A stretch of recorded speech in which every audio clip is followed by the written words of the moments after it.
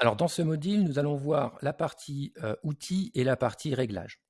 Ça va être relativement rapide, je ne rentrerai pas trop dans les détails. Donc la partie outils, c'est plutôt l'outil de WordPress, ce qui permet de pouvoir importer, des données. Donc par exemple, vous avez un site internet, heu et vous voulez, exporter les données parce que vous voulez faire une sauvegarde, vous les exportez et puis vous avez eu un plantage, vous avez encore accès au back office de votre site, vous pouvez importer des données. Voilà, c'est ça, import, export et cetera. Là, vous avez un petit onglet sur la santé du site, ça va vous dire un petit peu comment le site est construit, s'il est bien fait, s'il est bien fait. S'il n'y a pas de problème en fait au niveau des serveurs Apache, bon bref, c'est relativement complexe. Donc voilà, je vous en parle très rapidement. Donc on peut exporter les données, on peut effacer les données. Dans la partie réglage, là par contre vous allez devoir y intervenir et je referai un petit module sur certains points qui me semblent intéressants, mais globalement ici, c'est les réglages généraux du site. Donc ici on met le titre du site, on met le slogan, ce qu'on a pu faire tout à l'heure. Ici c'est l'URL de votre site. N'y touchez pas parce que si vous modifiez cette URL-là, vous plantez votre site internet. Donc vous avez la possibilité d'y toucher, mais il ne faut pas y toucher.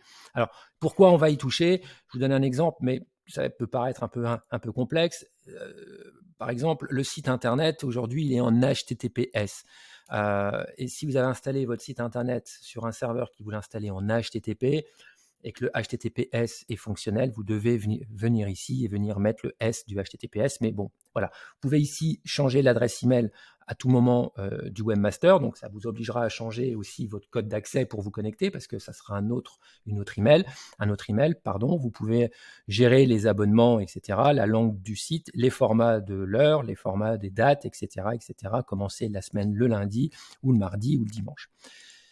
L'écriture, voilà, je vous montre très rapidement, mais c'est quelque chose que vous n'allez pas trop utiliser. En tout cas, bon, voilà, vous irez regarder, mais la lecture, là, ça peut être intéressant parce que si vous décidez d'avoir une page d'accueil statique, c'est à partir d'ici que vous allez indiquer à WordPress que la page d'accueil correspond à celle-ci ou à une autre. Donc, il suffit de sélectionner ici la page d'accueil correspond à, donc vous créez une page que vous appelez accueil, vous faites un design et vous allez dans WordPress et vous lui dites la page d'accueil, c'est celle-ci. Sinon, WordPress va vous afficher, comme ici, les derniers articles. Voilà, n'oubliez pas que c'est un blog, donc là, il vous affiche les derniers articles. Ensuite, on peut ici décider d'afficher 10 articles ou plus, par exemple, dans une catégorie. C'est ici que ça se décide. On peut aussi inclure les extraits ou pas, ou la totalité dans la catégorie, etc. Faites joujou, là vous pouvez aller faire joujou. Où il faut vraiment faire attention, c'est dans général à ne pas changer ces informations-là. Le reste, vous pouvez y aller. Les commentaires, c'est ici justement si vous voulez désactiver les commentaires, donc vous les désactivez ici. Les médias, c'est pour choisir la taille automatiquement. Si vous envoyez des médias sur WordPress, il va automatiquement vous les recadrer, ou en tout cas, vous les afficher avec une certaine taille. Donc, c'est ici que ça se règle. Les permaliens, on y reviendra parce que c'est quelque chose qui est intéressant. Mais on fera un module sur cette chose-là. C'est un module supplémentaire. On n'est plus en initiation, mais quand même, c'est un élément important. La confidentialité, ça c'est au niveau des règles de confidentialité et de la RGPD. Donc vous regarderez Emen Shield, c'est un plugin que moi j'ai installé pour la gestion de mes sites internet. Voilà.